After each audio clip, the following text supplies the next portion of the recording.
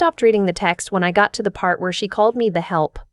Not a maid, not a nanny, the help. Like I was a category, not a person. I remember standing in my future mother-in-law's kitchen. The kind of kitchen that has 2 dishwashers and a pot filler above the stove that nobody actually uses, holding a glass of sparkling water I hadn't asked for, and thinking, she really just said that out loud, in front of her son, and he smiled. Not a nervous smile, not an apologetic smile, just a smile, like she'd said something politely observational about the weather. I'm getting ahead of myself. My name is Jess. I'm 32 years old. I've been a social worker for the city of Chicago for 8 years, which means I have sat across from people on the worst days of their lives. Parents losing custody, teenagers aging out of foster care with nowhere to go, veterans sleeping in parking garages in January, and I have held space for all of it. I don't say that to sound noble. I say it because you need to understand that I am not someone who folds easily. I have cried in my car exactly twice, and both times involved children under the age of 6. I am, by most measures, a person who can handle things. But I was not prepared for his mother. His name is Garrison. We met at a work conference. He's in urban policy consulting. I'm in direct services, different sides of the same broken system. We argued for 20 minutes about funding allocation for transitional housing before we realized we were both trying to get to the same open bar. We dated for 2 years. He proposed on a Tuesday in our apartment with takeout pad dye getting cold on the counter and a ring he'd had sized twice because he kept second-guessing the design. It was the most him proposal I could have imagined, and I said yes without letting him finish the sentence. His family is from a different world than mine. I grew up in Rockford, Illinois. My mom was a school secretary for 31 years. My dad drove a delivery truck. We weren't poor, we were fine, we were stable. We were the kind of family where you got one big gift at Christmas and you were genuinely grateful for it. Garrison grew up in Winnetka. His father made his money in commercial real estate and his mother has spent the last 2 decades on every charitable board in the North Shore area. The kind of charity where the Gala tickets cost $500 a plate and the actual dollars that reach the cause are something you'd need a forensic accountant to locate. The first time I met her, his mother, Helen, she shook my hand, said, "Garrison speaks so highly of you," and then immediately asked where I'd gone to undergrad. When I said University of Illinois at Chicago, something moved across her face so fast I almost missed it. Almost. Over the next year, she was never outright rude to me. She was something more sophisticated than rude. She asked questions that sounded like interest, but functioned like audits. She'd say things like, "That must be so emotionally taxing working with that population," as if my clients were a different species. She introduced me to her friends as Garrison's girlfriend, who works for the city, with a pause before city that carried more weight than anything she said out loud. Garrison always said I was reading into it. "That's just how she is," he'd tell me. "She's not warm with anyone." But I watched her with her friends' daughters. I watched how she lit up for the ones in finance or law. I watched how she remembered details, what firm they'd made partner at, which charity committee they joined. She never once remembered where I worked, though I told her 11 times. When Garrison and I got engaged, I thought maybe things would shift. They didn't. She called me the following weekend. She was organizing her annual holiday charity event. She hosts a gala every December for a literacy nonprofit she founded. It benefits adult literacy programs across 3 counties, and in concept I genuinely respect it. In execution, it is 120 people in black tie at the Racket Club, eating food prepared by a Michelin-trained private chef, drinking wines that cost more per bottle than some of my clients' monthly rent. But fine. Charity comes in many forms. She called to tell me, very graciously, very warmly, that the event had a guest list that was carefully curated, and that the donor relationships she'd built were delicate and complicated, and that she hoped I would understand that it would be easier for everyone if Garrison attended alone this year. She said she wanted me to know personally so I didn't feel blindsided by hearing it from him. She said she was sure I would have a lovely Christmas Eve regardless. I asked her why. There was a pause, and then she said it. "Jess, these are high-level community leaders, executives, attorneys, board members. I just think it would be simpler to not have to explain what a city social worker does. It's not the right context." I said, "I see." She said, "I knew you'd understand." I said, I don't understand, but I hear you. And I hung up. I sat in my car in the parking garage at work for a while, not crying, just sitting. I've developed a thing over the years where when something genuinely knocks the air out of me, I need about 4 minutes of complete stillness before I can process it. It's like rebooting. Then I called Garrison. He already knew. She'd called him first, of course. He said he was working on it. He said he was going to talk to her. He said these things in a tone that told me he had already accepted the situation and was now in the business of managing my reaction to it. I know that tone. I've heard it from every system I've ever worked inside. It's the tone of someone who has decided the outcome is fixed and is now working on phrasing. Are you going? I asked. Silence. Garrison, are you going to go to the gala? Jess, if I don't go, she'll. That's all I needed to know. I didn't yell. I didn't cry. I told him I needed a few days to think, and I hung up. He texted 4 times before midnight, and I read every one and responded to none of them. Not because I was playing games, because I genuinely did not know what to say, and I've learned that silence is better than words that aren't true yet. He went to the gala. I worked.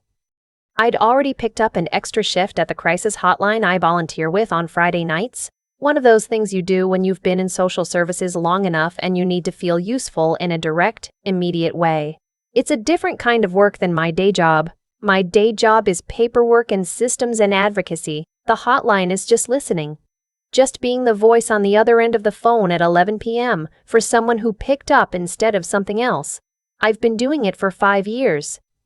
My supervisor there is a woman named Dot, who is 63 years old and has the energy of someone half her age and the patience of someone twice it. She scheduled me for the 8 p.m. to 2 a.m. slot on December 23rd. Not Christmas Eve exactly, but close enough that the calls always have a particular weight to them. The holidays have a way of making every problem louder. People who are lonely feel lonelier. People who are estranged feel the distance more acutely. People who are struggling feel the gap between what their life looks like and what they imagined it would look like by now. I put on my rattiest sweatshirt and drove to the small office we work out of, a repurposed suite on the 4th floor of a building near Logan Square that smells like old coffee and dry erase markers. I made myself a cup of tea. I sat down at my station. I put on my headset. And I did my job. The first call came in at 8:22. A man in his late 50s, recently divorced, first Christmas without his kids at home. Not in crisis, lonely. I stayed on the line for 43 minutes. When he said goodbye, his voice was lighter than when he'd said hello, and that's the whole point, really. That's all of it. The calls kept coming. They always do around the holidays. Somewhere around 10:45, I was between calls, eating a granola bar and reading a case note I needed to finish before Monday, when my phone buzzed. Garrison's name on the screen. I let it go to voicemail. It buzzed again 2 minutes later. Then a text, please call me. Something happened. I'm at Northwestern. I'm okay, but please call. I called. He answered on the first ring and his voice was different, not the managed voice from before. Something stripped down. He told me that his mother's event chair, a man named, he described him as her longest running donor. Someone who'd been writing checks to her literacy foundation for over a decade, a retired appellate judge in his mid-70s who'd been at every one of her galas, had collapsed at the event. Cardiac event, they thought. Someone had called 911 and kept him alive with CPR until paramedics arrived. He was at Northwestern Memorial now. He was alive, but barely. Is your mother okay? I asked. She's here. She's shaken. I said I was glad the man was alive, and I told Garrison we'd talk when he got home. But something stayed with me after we hung up. I finished my shift at 2 a.m. I drove home. I showered. I climbed into bed and stared at the ceiling and thought about that man. A judge, retired, older, alone in a ballroom when his heart decided to stop keeping its end of the bargain. I thought about who was in that room when it happened. I thought about all those executives and attorneys and board members Helen had curated so carefully. I thought about what useful looked like at that moment versus what it looked like when she was building her guest list. I wasn't angry. I was just tired in a very specific way that I don't have a better word for.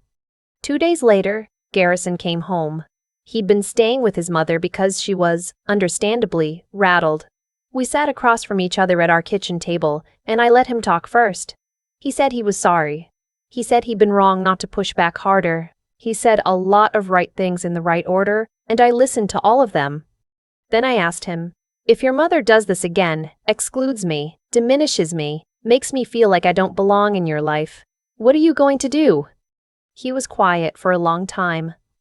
"I don't know," he finally said, and I appreciated the honesty. I really did. It was the most honest thing he'd said in weeks, but it was also the answer that told me everything. I said, "I need you to know, not think about it, not work toward knowing. No." He said he needed more time. I said I understood. What happened next, I didn't plan, and I want to be clear about that. I'm not someone who engineers situations for effect.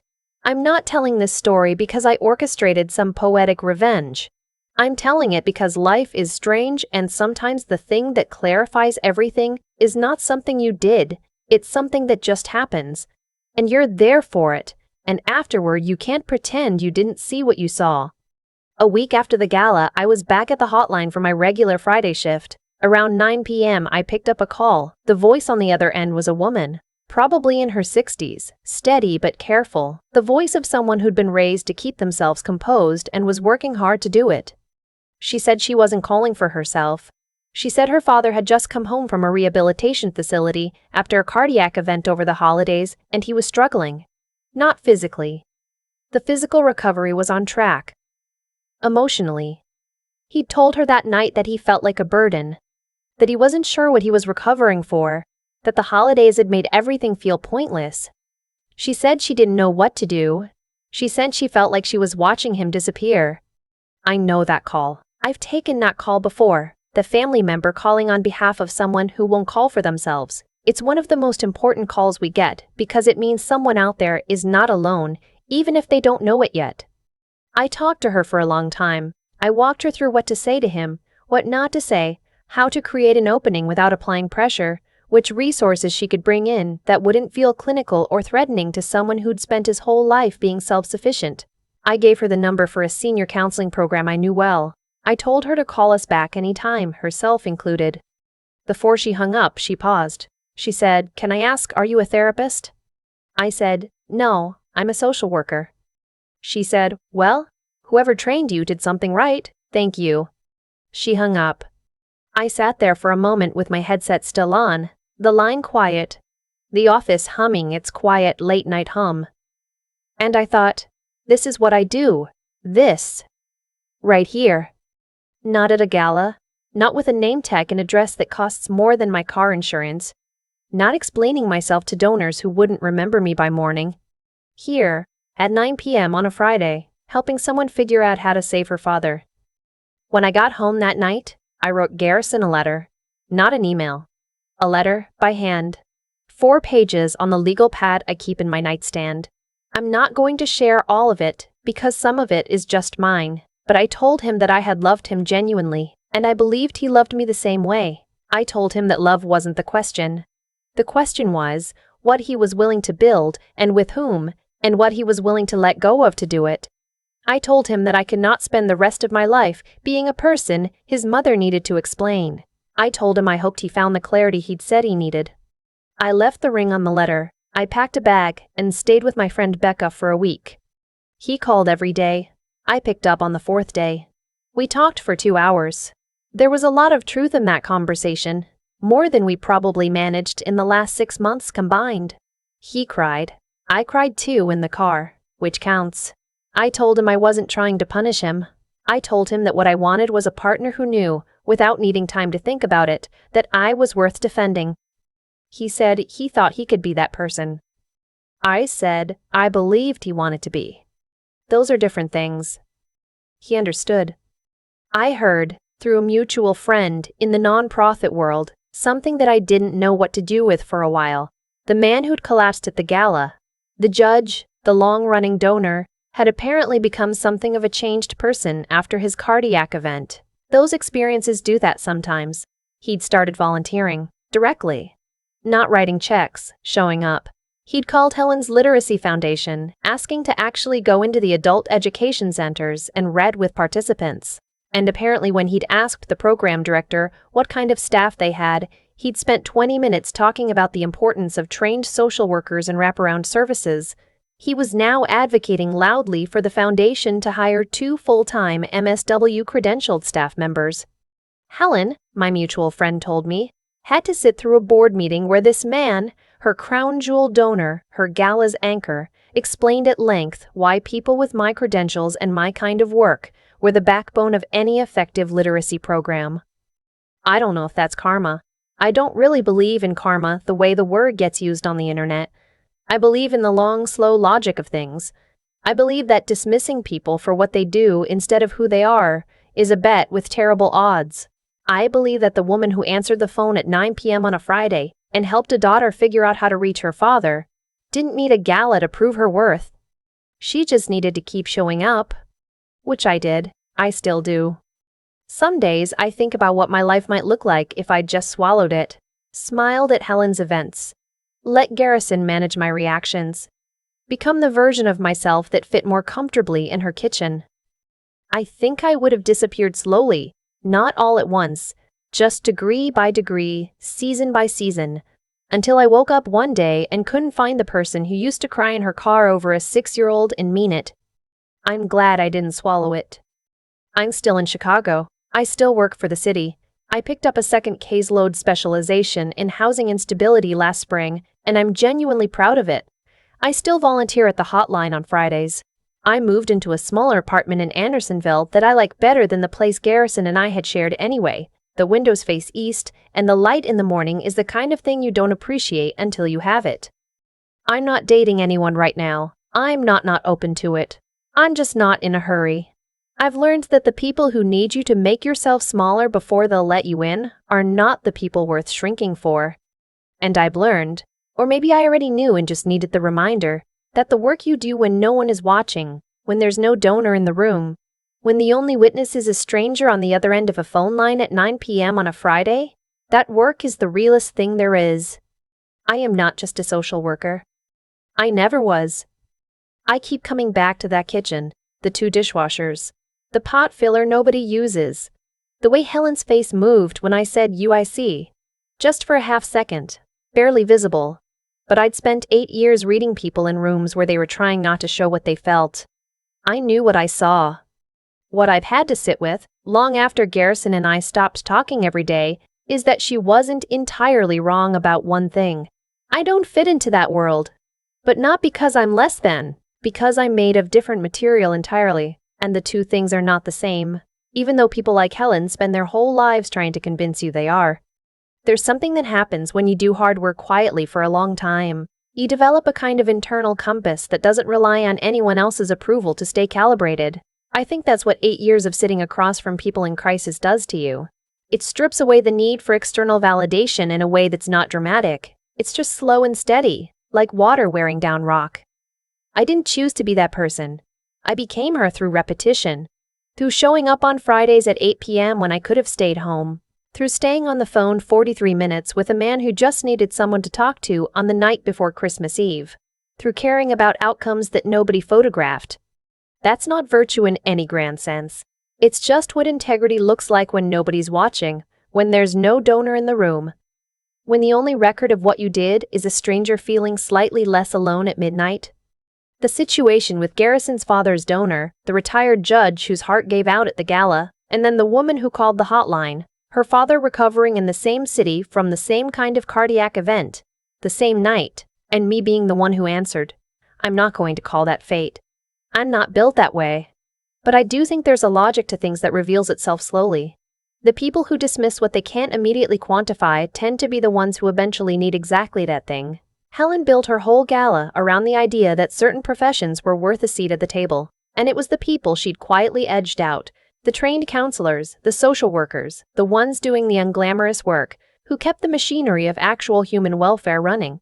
You can ignore that truth for a long time. Eventually it shows up at your board meeting. What I learned, or maybe just confirmed, is that intelligence isn't only about credentials or pedigree. It's about being honest enough to read a situation clearly, including the ones that are hard to look at. When Garrison said he needed time to know whether he'd defend me, I had enough clarity to understand that wasn't a beginning. That was an answer. Recognizing that, sitting with the discomfort of it instead of explaining it away, took more clear-headedness than anything I did in the boardroom could have required. And the strength part, the part where you don't fold, that doesn't come from being hard. I've met hard people, they break in specific ways. What keeps you upright is knowing what you're made of well enough that you don't need someone else to confirm it. I left that ring on that letter not because I was angry. I left it because I had enough respect for myself to stop waiting for someone to decide I was worth the effort of knowing. Jess from Rockford, who went to UIC, who works for the city, who volunteers on Friday nights because the work matters, that person was never the problem. She never needed to be explained.